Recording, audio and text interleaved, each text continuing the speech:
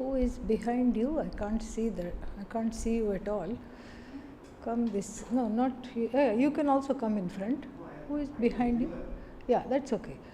Who is behind you there? I can't see you properly. So come little bit straddle yourself.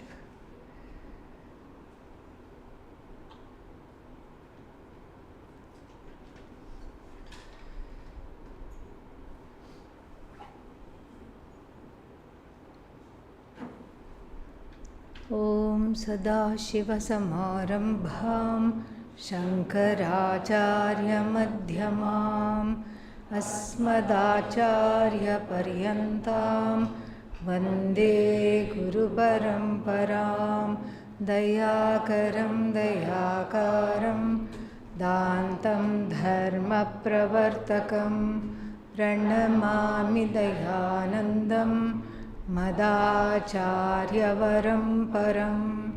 Om Sahana Bhavatu Sahanau Bhunaktu Sahaviryam Karavavahai Tejasvinavadhitamastu ma vidvishavahai. Om Shanti Shanti Shanti.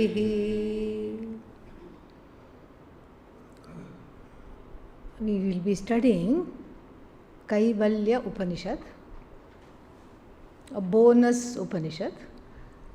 Whenever Swamiji is away,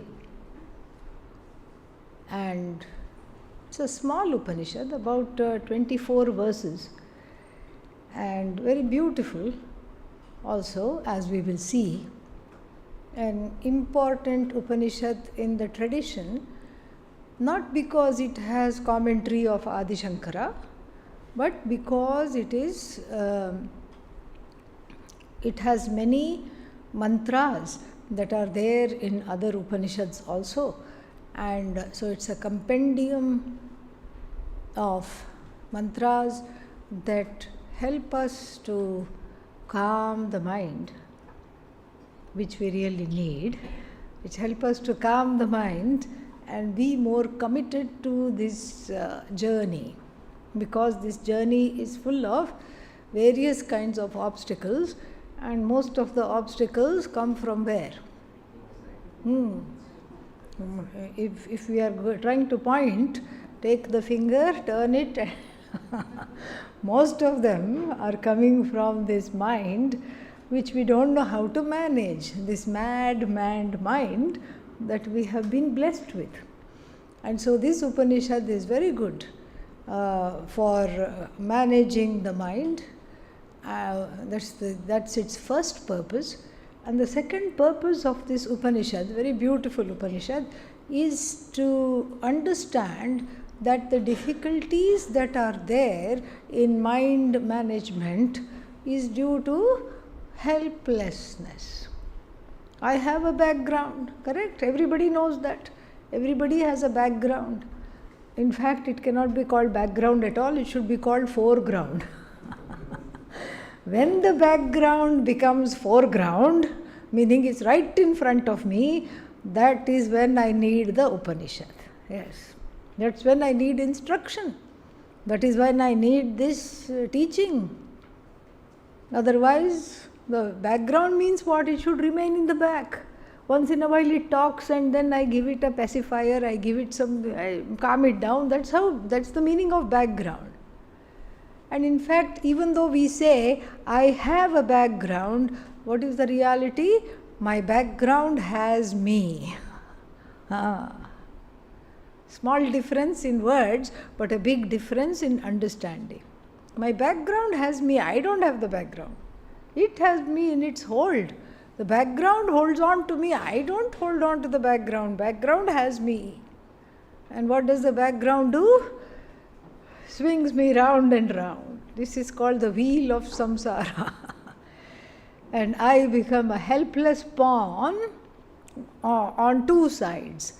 One from the standpoint of my own background, and another from the standpoint of the various to put it in the words of Shakespeare, slings and arrows of outrageous fortune. Karma. I always think Shakespeare must have studied Vedanta because of these words like this. Because these words, the Hamlet's monologue, whether to suffer the slings and arrows of outrageous fortune must have come from his study of Sri Rudram, because that's how it begins there also. So, the second important reason why we should study this Upanishad is that it clearly posits that this background, which has now become what? The foreground. The background which has now become the foreground has to be managed. See, if I have something, I can manage it, correct? But if that, whatever I am trying to manage has a hold on me, where to go, what to do, who to seek help? If I seek help from the significant other, what will happen? The word significant will go. There is only one word that remains, other. Nobody wants to hear the sad sob stories of each person. Why? Because they also have their own sob stories, don't they? So therefore, I need a source. And what is that source? Parvati Parameshwara. This is the Upanishad that says that in order to deal with this background, this mad mind which comes in the way of absorbing, assimilating this knowledge and living this knowledge has to be a lived knowledge, and in order to do that, the background which has now become the foreground has to be taken care of, and in taking care of that, I need help. I cannot do it on my own. Therefore bhakti, therefore shraddha. And so that is the second reason why we should study the Upanishad, because its prasada is in giving us shraddha bhakti. And in fact, that's how the Upanishad begins. We will see. That is how it begins. The teacher uses the word Shraddha Bhakti right from the beginning. All these two things. First is managing the mind through cultivating a rich inner life. Everybody has a rich outer life, don't we? Yes. Immediately, what's going on here? What's going on there? Who said this to whom and why? What is that person doing? What are their problems? What is this person doing? What makes them tick? These become vital victuals of entertainment for me. This is the situation. Everybody has a rich outer life. I'm constantly engaged, as the Kathopanishad says, because the eyes, ears, where are they facing? Outwards. Paranchikhani pyatrinat swayambhuhu parag pashyati nacha antaratman. So it takes a certain confidence, it takes certain courage, it takes wisdom in the form of discrimination to become what? Avritta chakshuhu. Avritta chakshuhu means one of a revolutionized vision. One whose vision is oriented towards a vision of no division. That is what in the Kathopanishad that we are studying right now, that is what is called Avritta chakshuhu. And when does one become Avritta chakshuhu? Amritatvam icchan. When the possibility that I am immortal becomes something that I have to understand, and it becomes a reality for me even as a concept. That is when I use the means given in the Shastra in order to gain this knowledge. So, the second purpose, the first purpose was settling the mind and giving some tranquility. Second one is to develop Shraddha and Bhakti. And the third reason is again the same reason why we study all other Upanishads. The third reason why this Upanishad excels is because the Mahavakya Tattvamasi Jiveshwarayoha Aikyam, the oneness between Jiva and who else? Ishvara. The way it is done is complete in the sense that not only the Mahavakya is unfolded, but what I should do in order to live this knowledge is also given in the final verses. So that's why this Upanishad, even though it's officially not one for which Adi Shankara has written a commentary, becomes a very important Upanishad in the journey of the study of this Vedanta. Definitely. It is always included in all long-term Vedanta syllabi. It's a very, very important Upanishad. And besides, the whole distinction between the so-called major Upanishads, Ishakena Katha Prashna Mundaka Mandukya Tittirihi Aitareyancha Chandogyam Brihadaranykas Tatha, these 10. And of course, everything is rhymey, so that we can remember it. Everything is in form of a verse. How to eat food is in form of a verse. How much to eat is in form of an Ayurvedic mantra. It's all mantras, so that we can memorize it. And so here the list of the 10 Upanishads, Isha, Kena, Katha, Kathopanishad, and Prashnopanishad, Mundaka, Mandukya, Taittiriya, and Aitareya, and Chandogya. For these 10, Adi Shankara has written Bhashya commentary. Very, elaborate commentaries have been given for these 10 Upanishads. And then in the academic circles, they are called major Upanishads. Why? Because Adi Shankara has looked at them, and also out of these 10, Kena Upanishad is the major most Upanishad, if there is a word like that. Why? Because Adi Shankara has written 2 Bhashyas, not just one. One is word by word Bhashya, the other one is called Vakya Bhashya, sentence by sentence Bhashya. And so these 10 are a set aside. In all kinds of study, these Upanishads are prioritized because this is the power of Adi Shankara, because he connects us, he is the link to Vyasa and all the other stalwart rishis and acharyas of the parampara who are unsung heroes whose name we don't know, but then they were the ones who taught, and they did not care for their name to be printed on anything. They just died away, passed away, giving the knowledge to their students and their students and their students. When Adi Shankara came along, bright and beautiful like a comet, of young age, burnt out too quickly, taken away from us too quickly, but even in that short life managed to do something that no other acharya could do, solidify the teachings of all the acharyas in written form, so we know how the parampara understands a particular sentence. This is very important, because otherwise how do we interpret the Upanishads? It becomes Kapola Kalpitam. Kapola Kalpitam means what? Whatever I want stays. One day I feel like translating something in this way, another day I feel like translating something in that way, and I will just do it from my own head. We already have too many people who are doing that. Yeah, there are Upanishad blogs, there are Upanishad all kinds of things. And most of them, sad to say, have no idea what they are talking about, because there is no connection to the sampradaya.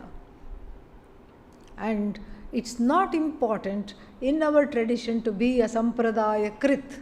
If somebody says, yay, I am going to start my own sampradaya, we say, fine, go do whatever you want. And if somebody says, I got this knowledge not from the teachers, I didn't get this knowledge from you, okay, then how did you get it? All by myself. Apne aap. This apne aap means swayambhu. I have gained it all by myself. And to such people we say, Wonderful. Please keep this knowledge with you. Do not give it to me.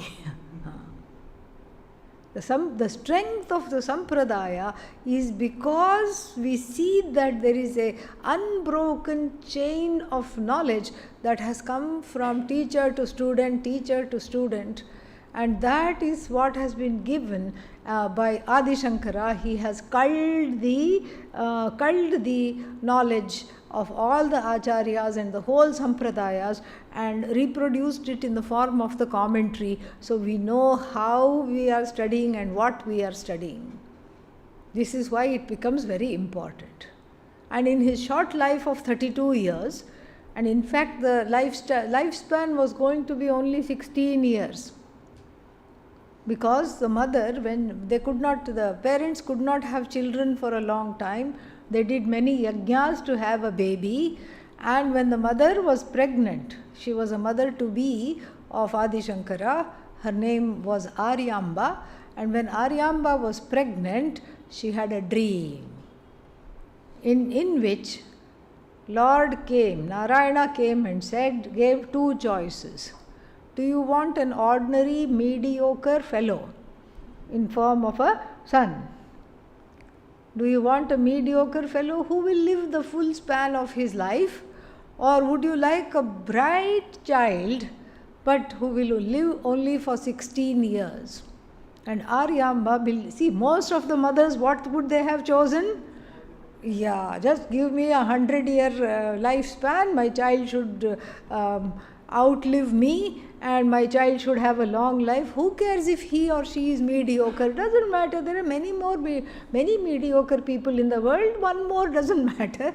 But Aryamba said, no, I want the one who is bright and who is not unlike anybody else. Doesn't matter if he is living only for 16 years. This all happened in a dream.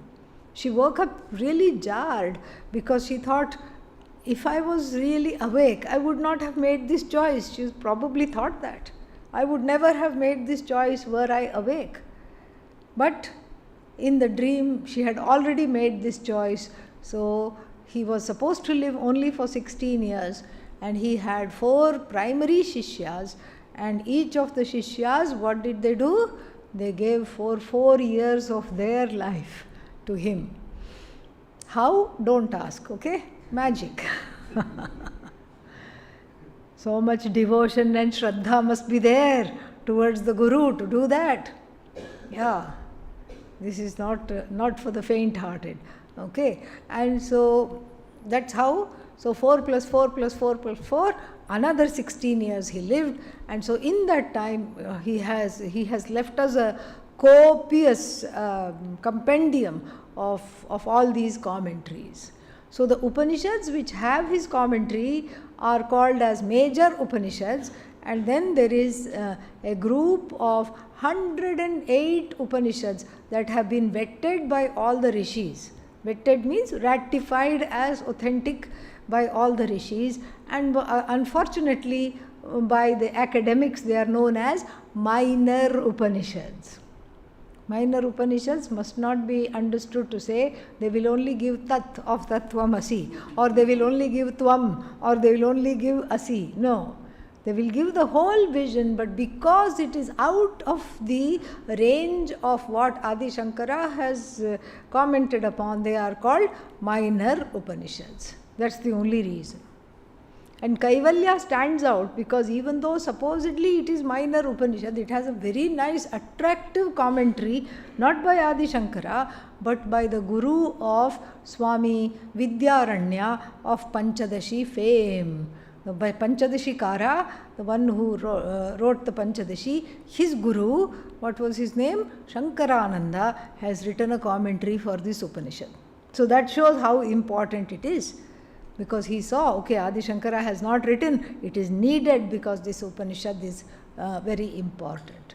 So this, so we will be studying this, and whenever Swamiji is on tour, we will be studying this, and then so with these words, let us look a little more about this Upanishad. So the first thing is that this Upanishad belongs to Atharva Veda. Belongs to means what? There are 4 Vedas, and then at the end of which, sometimes in the middle also, there are Upanishads. What are the 4 Vedas? Rig, Sama, Yajuhu and Atharva. Rig Veda has only one Upanishad. What is the name of that? Aitareya Upanishad, belonging to the Rig Veda. Then actually we should say 5 Vedas, because the Yajur Veda has 2 famous recensions, 2 branches, shakhas. One is called Shukla Yajur Veda, white Yajur Veda. The other one is called what? Krishna Yajur Veda, black Yajur Veda. No connotations. Black Yajur Veda means black magic. No, don't let the mind go there. Simply, just like that. There is no connotations of good, bad, white, black, nothing like that. So, this is just simply a nomenclature, name, that's all. Shukla Yajur Veda is more prevalent in North India, Krishna Yajur Veda in South India. So, the Rig Veda belongs to the Aitareya Upanishad, and then in the Yajur Veda, Shukla Yajur Veda, what do we have? Brihadaranyaka Upanishad, Ishavasya Upanishad. And then Krishna Yajur Veda, what do we have?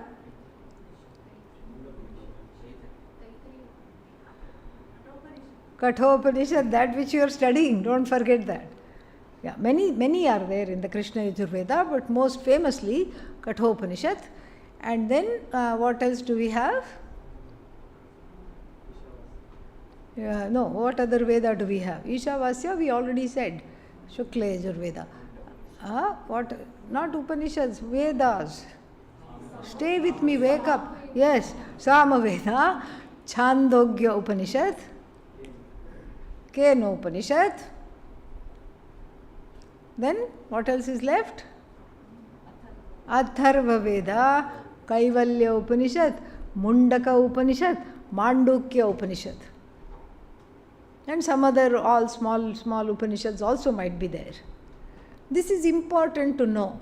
Why?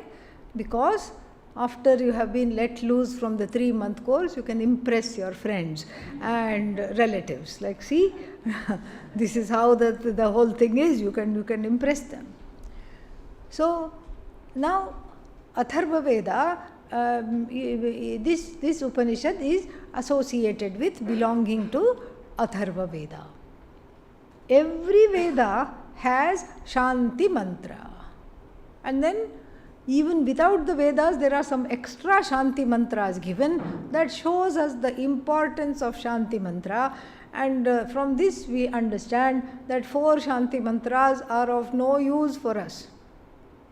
We need a lot more. Why? Because human life is characterized by what? Ashanti. Total Ashanti. Everywhere, all the time, Ashanti. So therefore, I need to calm down even to study the Upanishad, and the Upanishad does not want to waste herself and waste its own time and waste everybody's time. So therefore, the Shanti Mantra for the removal of all obstacles are there. So the Shanti Mantra for the Rig Veda is Vang me manasi pratisthita. Vang me manasi pratisthita, mano me vachi pratishthitam. Like this, there is a Shanti Mantra belonging to Rig Veda. What is the Shanti Mantra belonging to Shukla Yajur Veda? Om Purnamadav Purnamidam. What is the Shanti Mantra belonging to Krishna Yajur Veda? Sahana Vavatu. And then what is the Shanti Mantra belonging to the Sama Veda? Apyayantu mamangani. And what is the Shanti Mantra belonging to the Atharva Veda? Om Bhadram Karnebhi Sriniyama Devaha. We will be studying that.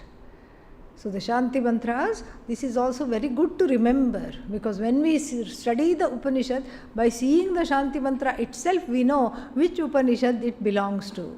Very nice, very cool. And so in this manner we have the bifurcations which were made by Lord Vyasa, Bhagavan Vyasa. He was very, he had a great foresight. That's why he is such a big rishi. Before there were not 4 Vedas, there was just one Veda, and he bifurcated them into 4. He divided them into 4, which was a very brilliant move, because each Veda has 4 portions. One is called Brahmana, Samhita, second portion, Aranyaka, third portion, Upanishad, fourth portion. Brahmana and Samhita refer to the first portion of the Veda, which we have been discussing in our Bhagavad Gita class, which is also called as Karma Kanda. The portion which talks about how to fulfill your desires, what to do, etc., etc. This is the first portion. This is the karma portion of the Veda, and then this is what is called Karma Kanda. And so Samhita and Brahmana contain 2 things. These are mainly for married couples and people within the family structure, grihasthas. And what do the Samhitas and the Brahmanas contain? First, they contain the how to address your own desires, how to discipline them and change the desire into prayer. How to make the desire in the form of a prayer, because see, supposing if I want a lot of money, I have at least 2 options, because I don't have money. Now I want money, the desire for wealth is there, it's a universal desire. So I have 2 options. A, rob a bank. And B, pray for wealth. So what does the Samhita and the Samhita and Brahmana portions, what do? They help to channelize the prayer, to channelize the desire through a dharmic portal called prayer. Otherwise, very quickly the adharmic portal shines. Oh yeah, I can easily take, they have so much money and we have so many ways of rationalizing. Yeah, they have lot of money. I am the modern day Robin Hood. You are not Robin Hood, you are robbing Hood. Okay? Yeah. Who appointed you as the custodian of somebody else's wealth? They have lot of wealth, A, and B, they are not giving it to anybody. They are very conjuice, means miserly, very parsimonious they are. I am going to take some and distribute it. I am going to make a Chhatralaya for aim for seva for this, with this money. Who told you to do that? Who gave you that right? And so here, the mind is put on a disciplinary path through the Samhita and the Brahmana. That is the first thing that it does. And then the second thing that it does is it allows you to fulfill the desires very, very judiciously, in full measure. And after all, life should be lived enjoyably. We are not against desires, we are not against pleasures, but the Samhita and the Brahmana portion train us to know the difference between pleasure and indulgence. Pleasure is wonderful, very nice, have a good time, laugh, celebrate, rejoice. There is nothing wrong with that. But indulgence, overindulgence of anything, what does it do? As Nachiketa says in the Kathopanishad, Jarayanti Tejaha. Indriyanam Jarayanti Tejaha means it wears one out. If you see too much computer, binge watch Netflix and other things, in order to, because the emotions are all over the place, and so binge watch means keep on watching, and next day everybody will be like this. Okay, you can't see anything else. So same thing, you indulge the stomach too much and then spend 3 days in the bathroom. So this is what happens. So therefore the understanding the difference between pleasure and indulgence is the second purpose of the Samhita and the Brahmana portions. These are for the Grihasthas.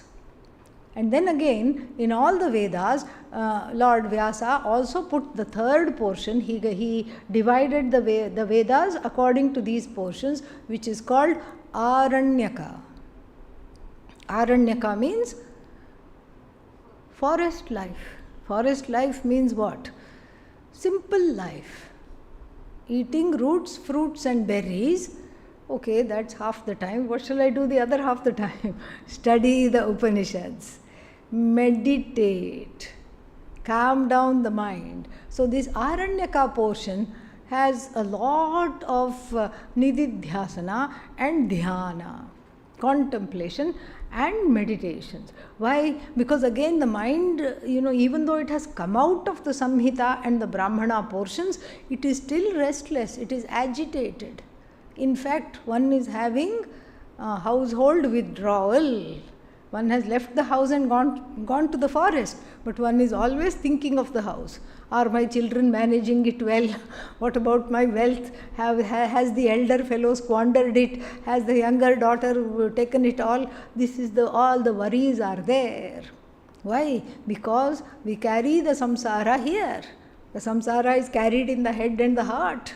It has to be cleansed, and so I have to settle down, and so I have to prepare for this knowledge. So this is what is called the Aranyaka portion with a lot of upasanas. Then finally we have Upanishads at the end, and this is meant for pursuit of the knowledge. So every Veda has these four portions, nicely made by Lord Vyasa, and given, that was the first contribution he did. Divide the one Veda into these manageable portions, and very beautiful, each one flows into the other, and in terms of a person's, all geared towards a person's emotional maturity and spiritual evolution. Very, very brilliant, beautifully done. And then the second blessed thing that Vyasa did was gave the different Vedas with these four portions to families to keep. What a wonderful privilege. If somebody is told, you are the keeper of the Atharva Veda, this much you worry about. Don't worry about all the mantras there and what they are doing, iti kartavyata, how to do this yajna, how those people are doing the yajna. Don't worry. You just be responsible for this much and take care of this much. He was very, very far-sighted, and because of his foresight, he could see that this knowledge would come under the spell of so many invasions, so many marauders, so many colonizers we have had. From Alexander not so great to not so great Britain, we have had so many people come and rule us, overrule us, and not a single person could touch this knowledge, I tell you. Why? Because it is carried in the head.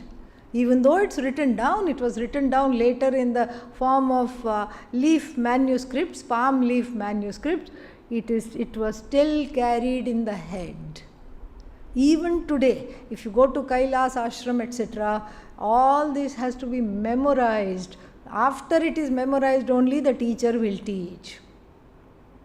And the Kaivalyopanishad, out of all the Upanishads, everybody is told to memorize the Upanishad. This particular Upanishad, because it's like a handy pocket book of things to suddenly remember and recall in times of duress and in times of distress. And so the second blessed thing Lord Vyasa did was privatize the Upanishads and put it in the care of families to keep, so that it would ensure its permanence. As long as the Jagat is there, the Upanishad will be there. Even today, after Upanayanam, somebody comes and introduces themselves in the formal way. This is called telling your pravara. Pravara means your lineage. And so you prostrate before the Swami And then what do you say? Abhivadaye, I'm going to now tell. And then they tell that I am such and such a person, then I am the child of so and so, and I belong to the Krishna Yajurveda. Yajushakhaadhyayi, I am the student of the Yajurveda. And the fellow doesn't even know one mantra, only Gayatri mantra the person knows. But still, the weight of the tradition is such that you can proudly tell yourself as the student of the Yajurveda. This is the beauty of the culture. Very, very wonderful it is. And so because of this system, it became very easy for the Veda to be preserved, and it became easy for the person, the individual, to chart one's spiritual evolution in accordance with the 4 ashramas that has already been given by the Shastra. Ashramas means life stages. So first is what? First stage, Brahmacharya. Brahmacharya means studenthood. If you are a student, what are you supposed to do? Attend classes. Okay? Yeah. All of them. From morning to night, you are supposed to attend. You have to assimilate this knowledge. That is your purpose. You have to be here. You have to be part of this. You have to show up. Student doesn't mean you go into, I'll also run for the local municipal elections. Because I have a political bent of mind. No, student means you're here. And here 3 months is nothing. And in the olden days, minimum 12 years. 12 years, bar, lagatar of this all the time without stopping. This alone, whole day, from meditation to satsang, 12 years. Think about this. And then afterwards in the valedictory, the teacher tells the student, this is just the beginning. This is not the end, this is the beginning. We have the first valedictory speech in history given in the Taittiriya Upanishad, first portion of the Taittiriya Upanishad. This is just the beginning, this is not the middle, this is not the end. So 12 years, imagine how much the person, how restless the jiva is, and how much of this knowledge and this kind of a lifestyle one needs to just settle down. So this is what is called student life, studenthood, as a shishya, and as a antevasin. Antevasin, unfortunately, is translated as inmate. Yeah. Yes, you are free to go and come. You are not locked up here. And so you can go from the Rudra in the temple to the Rudra outside. Yeah, in the form of what? Cafe. So you are free. So then nobody is locked up here. So inmate means indweller of the ashram. That is better. So this is the first stage of life, Shishyatvam, where the Vedas are all memorized. One doesn't know the meanings, but one memorizes the Veda belonging to that particular person's family lineage. Then after that, one has the choice to continue as a Naishthika Brahmachari, meaning the person says, I am not going to get married. So for men it is called Brahmachari, and then for women it is called Brahmavadini. And then, or one can become a grihastha. One can marry and have a family. Nothing wrong. 2 lifestyles. We have been seeing this in the Bhagavad Gita in detail. So you can get married and enjoy a family, and then what? For the first, these 2 stages, Samhita and Brahmana, portions of the Veda are recommended. Then after you have raised a family, and then there is a certain wonder. What am I supposed to do with my life? Where am I supposed to go now? In fact, Vairagya naturally comes. Why? Because you can't see very well. In those days, glasses and all were there, but it was not as as well developed as this now. So when you can't hear, very well, when you cannot see very well, you naturally go inward. This is Bhagavan's way of making us go inward. So, but now we are defying all those ways, because now there are hearing aids, now there are different kinds of glasses. If the glasses don't work, there are operations, there are so many things that one can do.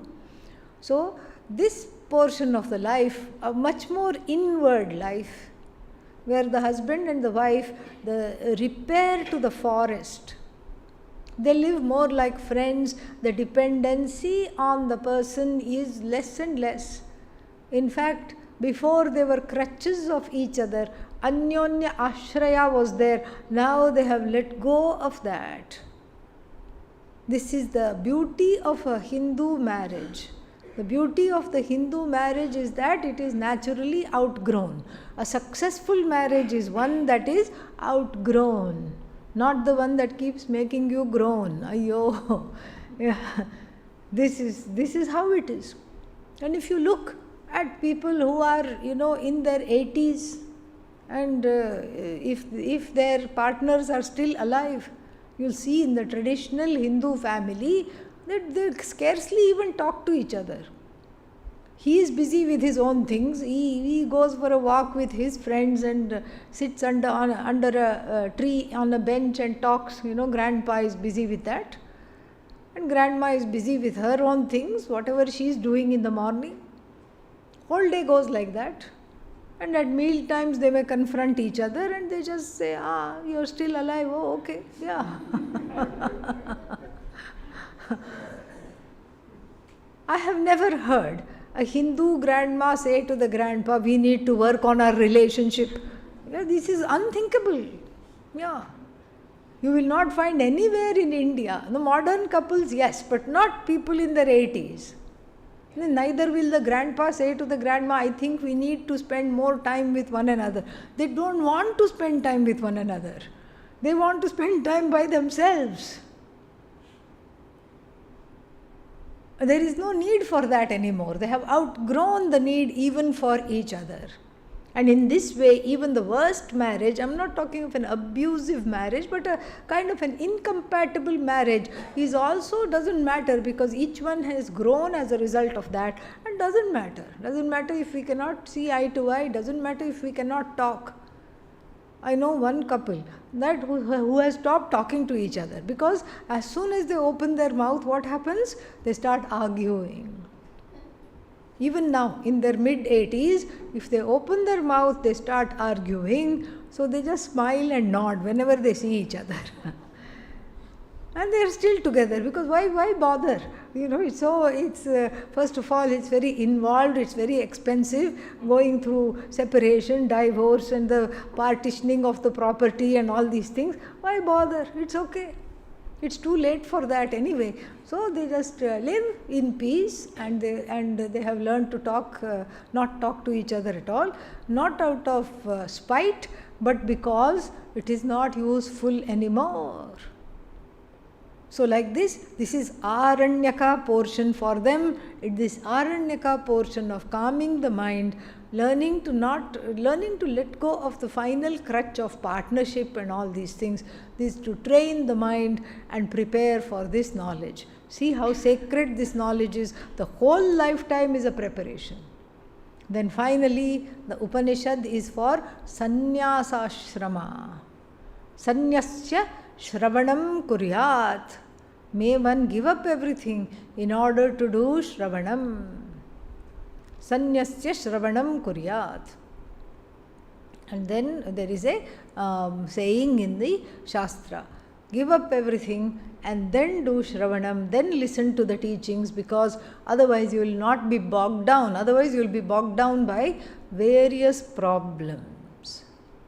That is how the bifurcation of each Veda is there, and then even in the Atharva Veda these four are there, and this Upanishad belongs to the final portion, not Samhita, not Brahmana, not Aranyaka, but the final culminating text, treatise, that whose sole purpose is to liberate the person from a notion of bondage. This is important to understand, that any bondage that is felt is notional. So that I feel constrained, that I feel bound is an notion, not an ocean of samsara, but a notion of bondage. The notion of bondage is mistaken to be oceanic in nature. When the notion becomes an ocean, you know it is time for Vedanta. Notion cannot become an ocean. And why does the notion become an ocean? Because of the fact that I have Atma Ajnanam.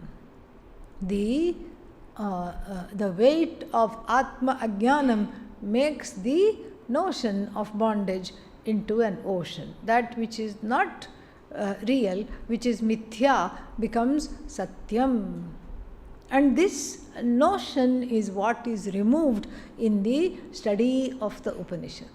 This is the primary notion, and then we have all kinds of satellite notions based on the notion that I am bound. There are satellite notions. I am no good, nobody loves me, even though I love them. I am not important, I am not respectable, nobody respects me, and I don't have confidence, and I have to become somebody or the other. I have to get something in order to get ahead in this life. I have to be famous, I have to be rich, I have to be wealthy, I have to be well known in my circles. I lack all these things. Whatever I lack, I have to collect. And then certain things I have collected I don't want, I have to get rid of. This becomes the whole life's purpose without knowing the truth of oneself. If one doesn't know, and if one is not oriented towards this knowledge, then the whole life's purpose would be what? Getting rid of something and collecting something. The whole life is like this. And so therefore it is important to see that this bondage, the primary problem, I am bound, is based on a thought. It's just a vritti, a measly little thought. No, but it's there all the time. Yeah, it's a series of vrittis. It has become chronic. How did it become chronic? Because the ahankara wrapped itself around the vritti and gave it a hug. The ahankara clings on to this thought, and that's how it becomes so-called permanent. That's how it becomes chronic. The ahankara first embraces the thought, identifies with the thought, and sees itself as non-separate from the thought. Do you see the whole process? That's why it shines as though it is real. Swakale satyavat bhati. In its own time, it shines as real. And then prabodhe sati asad bhavet. When I wake up from ajnanam, I see that this is all falsified. Just like what? Dream. Swakale satyavat bhati. In its own time, it shines as though it's real. I'm going through the motions of running, eating, drinking, whatever I'm doing in the dream. Prabodhe sati, morning time has come, and bell rings for whatever reason at 4 o'clock in the morning. Not in our ashram, in the next door ashram, bell rings at 4 o'clock in the morning. Whose idea was this, we don't know. But, and then when the bell rings, I come out of the stupor of the sleep and realize it was just a dream. Similarly, to quote Adi Shankara, Ajnana Nidra Suptaha.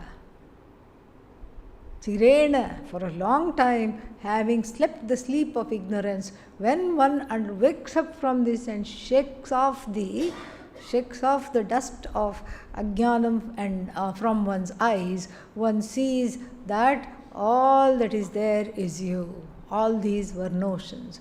That I am bound, notion. That I am finite, notion. I am subject to death, notion. I am no good, notion. Any thought you have, it's just a thought. The you notion, the I notion, the ahankara has clung to this thought, number one, identified with this thought, number two, and number three has become the thought. And the process of unentangling, disentangling these vrittis from the I that is there is the job of every Upanishad. That is the job. Bondage is notional, and therefore what should I do when I am feeling bound? What should I do? Stand on one leg and pray. No. The antidote to the notion of bondage is the understanding that I am already free. This is the antidote. No amount of, if I stand on one leg, yes, hopefully I will get some more wisdom and clarity, that's all will come. Clarity will come. Focus will come. Discipline will come. But knowledge won't come. Between the preparatory steps and the knowledge, there is a difference. There is no doing here. In fact, doing becomes my undoing. This we have to see. And this is a very simple and basic understanding which takes for some reason a long time to come. And what is the understanding? That I am ignorant of myself. Number one. Number two, Upanishad is a means of knowledge to make me see what I cannot see on my own. Number three, therefore I have to submit myself to this Upanishad. I have to study. Simple. These three things we have to understand.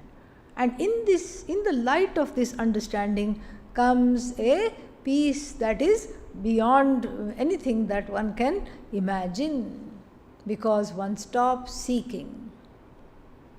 Then one more thing we have to say is that the Upanishad is unlike any other body of knowledge. All bodies of knowledge are valid, and they are the incarnations of Bhagavati Saraswati. They are all Goddess Saraswati.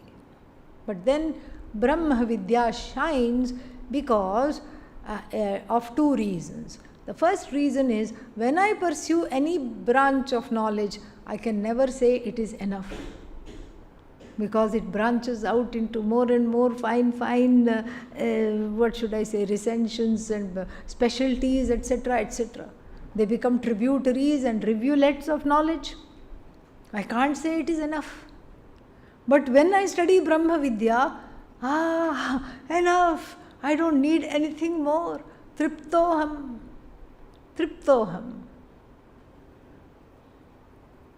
It's like the difference between eating a full meal and then or having some snacks, junk food, which we call. So eat a lot of junk food, you cannot say triptoham. You may be full, but you are not satisfied. Similarly, when you study any branch of knowledge, there is something always left. And why is it left? Because Bhagavan's Jagat is vast, infinite. You cannot know everything in the Jagat, no matter how much microbiology you know, no matter how much you know, you cannot know everything. But when you study the Upanishad, that everything being you, there is immediately, it's centered on you, there is a satisfaction that passes understanding, that cannot be logically thought of. Then the second reason why this branch of knowledge called the Upanishad stands out is that with other bodies of knowledge, you do not become that body of knowledge. The teacher of microbiology does not become a microbe after 40 years of teaching. Yeah. It doesn't do that. Professor of microbiology comes to teach every day, knows the students, and one day, Professor, where are you? Are you sick? No, I'm here, look down. I have become one with the knowledge. I have become a cockroach. No. with every branch of knowledge, the difference between pramata and prameya, between the knower and the known, is kept intact. It is bifurcated. The two will never meet. In this knowledge, I can't say they meet, this knowledge knocks off the knower. It's very interesting. It's a knowledge without the knower. How can you have knowledge without the knower? Wait till you see. Wait till you know. That's why nobody can put a board on the chest saying, I have self-knowledge. I am the knower of Brahman. If anybody you see saying, I know Brahman, you know, you just walk away, smile and walk away. No need to argue. Yeah. Back away slowly, okay? Yeah. When you know Brahman, you will not say, I know Brahman, because the I who is the knower is non-separate from Brahman. There is nobody to say, I know Brahman. It's somehow like a viparita drishtanta, like a kind of an opposite example, where the mice got together and said, this nuisance of a cat has to be got rid of. What shall we do? One mouse had a wonderful idea. Let us bring a nice collar with a ding ding ding bell on it. So they brought the bell with a string. Now for $1 million question. What is that? Who will bell the cat? Who will bell the cat? You can't bell the cat without getting eaten first. Similarly, you cannot know the Upanishad without the ahankara. The Upanishad does not ask for Guru Dakshina. It just says, put the ahankara on a plate and I will do what? Swaha. When I do swaha, what will you say? Aha, I got it. But except you can't even say I got it. You will just say aha. After the Upanishad eats up and burps the ahankara. That's what it will do. There is no knower of this knowledge because it knocks off the knower. The knower as a separate entity cannot exist, otherwise it will not become Advaita. It will constantly be Dvaita, Dvaita, Dvaita. Between me and this knowledge there is a owner-owned relationship or Ashraya Ashrita relationship. I am the locus of this knowledge and this knowledge is in me, or I am the owner of this knowledge and the knowledge is owned by me. No such thing. That knowledge, even the word knowledge doesn't suffice. This understanding is you. It is separated from you because of ignorance. It is given back to you because of the study of the Upanishad. In other words, the Upanishad study is called Praptasya Praptihi. Praptasya Prapti. The gain of that which is already gained. It is not a gain of that which is yet to be gained, like all other things in the universe. That is why the study is the only way. There is no other way. No other way. Study is the only way. I am ignorant. I need to remove the ignorance. The way to remove the ignorance is not through karma, but through knowledge alone. No other way can we do this. So, this is the small introduction we have given to the Kaivalyopanishad, and in the next class we will be seeing the Shanti Mantra and continuing. Om Purnamadav Purnamidam Purnat Purnamudachyate Purnasya Purnamadaya Purnameva Vashishyate. Shanti Shanti Shanti Hari